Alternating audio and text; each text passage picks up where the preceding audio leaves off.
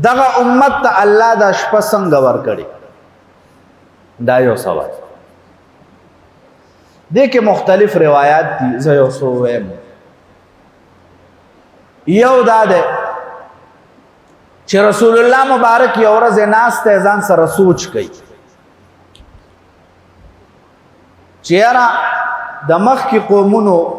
امتونو عمرونه زیاتونو عبادت به ډېر کول زما د امت عمرونه هغه دومره نه دي ځکه چې الله جل شانه خپل محبوب ته فرمای اے محبوبا ستا د امتیانو عمرونه به د 60 او د 70 په منځ کې کدی نه چرته زیات شي نو بس هغه به زما مهرباني باقی عام طور ستا امتیان به 60-70 نه زیات نه بهرحال رسول الله مبارک ناس ته ویرا مخکینو قومونو امتونو عمرونه ډیرو عبادتونه به ډیر کول زما د امت عمرونه کم دي نو دی خو هغه سره په ثواب کې نشي شریک کېږي بس زړه ته دا غم ورسېدو فورا الله دا صورت نازل رسول الله مبارک زړه ته صرف دومره خبر رااله چې زما د امت د ثواب بس کېږي الله فورا انتظام الله د خپل محبوب د زړه دومره خیال ساتي بل روایت دا ده چې رسول الله مبارک ناس ته په مجلس د صحابه کې او صحابه ته فرمایي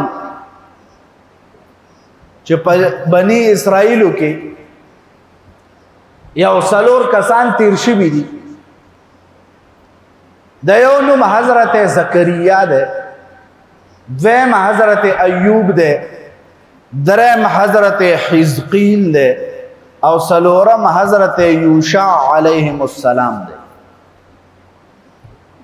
دا سلور کسان داسې تیر شوي دي چې دی اتیا کالا دا الله جل شانه داسې عبادت کړي ده چې د سترګو د رب برابر هم د الله نافرمانی نه ده کړې پلک جپک کر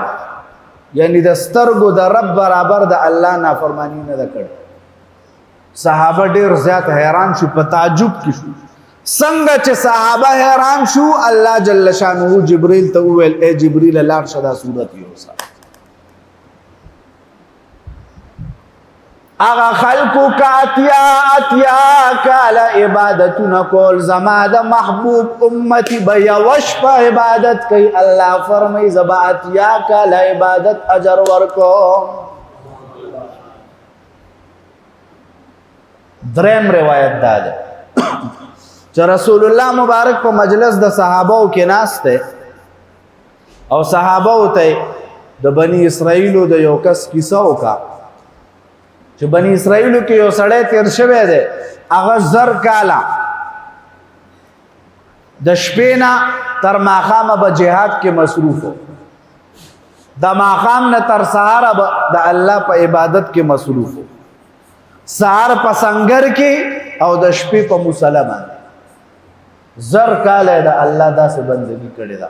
صحابه ډېر حیران شو چې یا رسول الله زموږ خو عمرونه دومره نه دي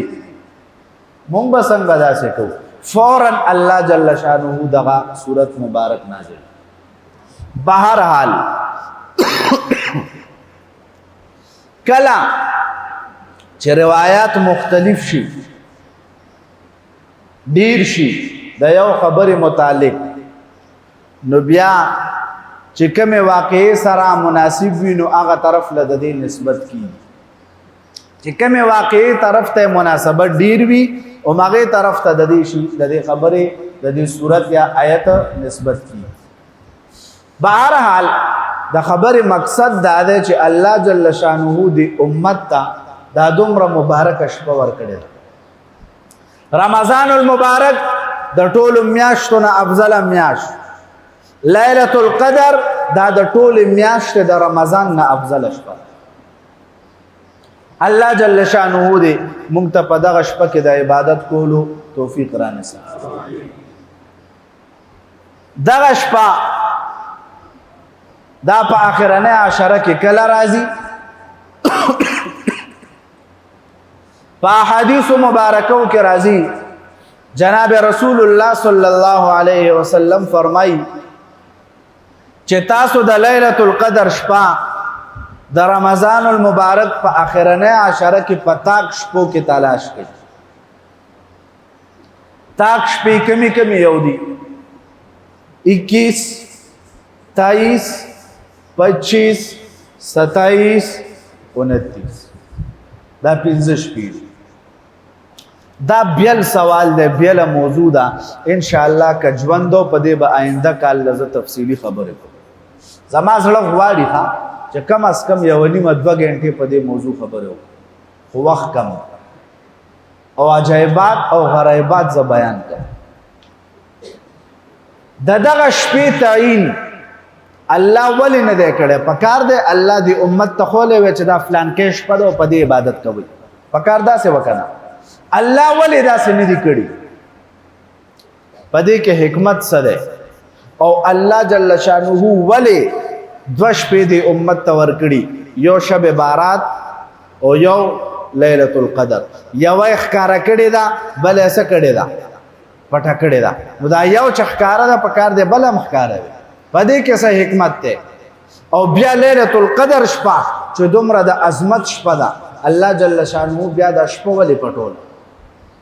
او کپټه کړیم دا د دې علم د دغه امت نه اخسته ده. نو پس سبب اخسته سبب سو هغه اسباب او په دې موضوع به تفصیلی ان شاء الله ک ژوندو آینده کال ته خبرې کوو. دا 15 شپې په دغه اخرنه عشره کې دا د لیلۃ القدر کيو سړی پورا شپه دا 21 23 25 27 29 د ماښام نور پریوتو د دې نواله تر سبا صادقه پورې یو مومن بندا ټول وخت په عبادت کې تیر کې نور علی نور او کنه داسې نه د ماسختن موز جمع سره وکي تراویو کی په دغه تاک شپو کی بیا لږ آرامو کی بیا را پاسی 10-12 منٹ نفلونه وکي 10-12 منٹ ذکر وکي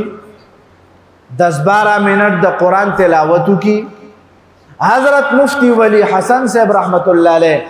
فرمای چې یو سړی دی یعنی یو عبادت نه کوي ځکه دې سره طبیعت کې تنګي پیدا کیږي او د نبی کریم صلی الله علیه وسلم عادت مبارکه داو بی بی عائشہ صدیقہ بنت صدیق رضی الله تعالی عنها فرمای چې رسول الله مبارک په دغه شپه ما سره لګ ټیم د پاره غپ لګول ولی ځکه چې مسلسل عبادت کې نو په طبیعت کې تنګي پیدا کیږي. نو رسول الله مبارک بدا غپ د دې وجه نه لګولو چې خوان به ورکولو نه دا خپل طبیعت به فراخ کولو خپل پام به بلدولو. نو د دې وجه نه رسول الله مبارک وی ما سره خبرې کوي. نو مفتی ولی حسن صاحب رحمت الله علیه فرمایي چې یو سړی عبادت تقسیم کی 10-12 منٹ تلاوت 10-12 منٹ نفل 10-12 منٹ ذکر نو پدې بدلون سره سړی نه تنګي پوښ وای دغه علما د امت دغه امت د ذهن او د دې د زړه دومره خیال ساتي چې اسه نه دي تنگ نشي. نو دغه تاک شپه یو خو 13 شورانه یو نن ده ان شاء الله. نو نن نه به ان شاء الله ابتدا کو لګ ټیم خیر ده حتی کې دی پورې علما فرمایي چې یو سړی په دغه شپه د عبادت په نیت کوده شو الله جل شانه به دغه سړی ته په دغه او د کېدو باندې د عبادت اجر ورکړي او که فرشتو د په خوب وکړو نو هغه به په عبادت کې شمار. الله جل شانه ډیر رحیم کریم ذات ده. څنګه رحیم ده؟ پلار کې نوجوانان ناس په خپلو کې بحث کوي. یو بزرګ را روان دی ا بزرګ چې دې سره نږدې شو د دې आवाजونه اوریدل دینه تاسو کې ای ځوانانو تاسو په څه خبره باس کوي نوجوانان ولوي بابا مونږ باز مرګري وایو چې الله جل شانه د هغه سړي ډېر خیال ساتي چې هغه د سره ګناه نه کوي. زمونږ د نور مرګري چې ناست دی وای نه الله جل شانه د هغه سړي ډېر خیال ساتي چې هغه توبه وباسي. دا بزرګ ولوي چې دا خو ډېره ښه موضوع ده. مخکې د نوجوانانو بحثونه به داسې او زمون والا خو چې کینو خو نورې خبرې دي کنه. د مخکې نوجوان نسل خبرې به دا وي. نو ځکه به هغه نوجوان نه بیا محمد ابن قاسم جوړېږي، ځکه به بیا هغه نوجوان نه بایزید بستامي او شیخ جنید بغدادي جوړېږي. دغه بابا ولوي بزرګ وی دا خو ډېر ښه سوال دی. کېناست وی بچی زه تاسو له علمی جواب نه در کوم، زه کوشش دا کوم چې زه تاسو له عقلي خبره وکم چې تاسو پوه شئ. وی ډېره ښه ده بابا وکراله. دا بزرګ ولا فرمایي چې زه خپله د کپړې کار کوم، کپړه جوړوم. کله چې زه کپړه جوړوم او اوږده اوږده تارونه، نو کله چې زه یو تار پیلم کنه نو دغه ټیم کې دا تار کټ شي، نو وی زه دغه تار غوټه کم. او وی کله چې زه دغه تار بیا پیلم نو دغه غوټه شوي تار ته زما ډېر خیالي په دې ټولو سمو تارونو کې د خبرې له غوږ کې دی کم ځای کې نه ښودي. زه خپله څه کوم د کپړې جوړولو کار کوم، کپړه جوړوم. ما سره غټ غټ تارونه، کله چې زه کپړه جوړوم نو منځ کې یو تار کټ شي، چې کله کټ شي نو زه دا کټ شوی تار غوټه کم. وی کله چې زه دا غوټه شوی تار پیلم نو دغه ټیم کې د سمو ته او د غوټه شوي ته زما ډېر خیالي او ډېر پام زما د غوټه شوي تار ته ځکه چې دا مخکې کټ شوی یو ځل. نو وی دغه رنګ الله جل شانه دی چې یو سړی ګناهونه کوي او توبه وباسي نو الله جل شانه هغه کس نه خفه کوي. ولې مخکې کټ شوی دی یو ځل، مخکې څه شوی دی او د کټ شوي تار زه خیال ساتم، نو الله به د هغه ګناهګار بنده څنګه خیال نه ساتي چې توبه یې وباسلي او د دغه توبې په برکت الله سره غوټه شوي. توبه څه ته وایي؟ الله سره اتصال، الله سره یو ځای کېدل. نو وایي زما د تار غوټه او د سړي توبه دا دواړه یو شی دي. نو وایي الله جل شانه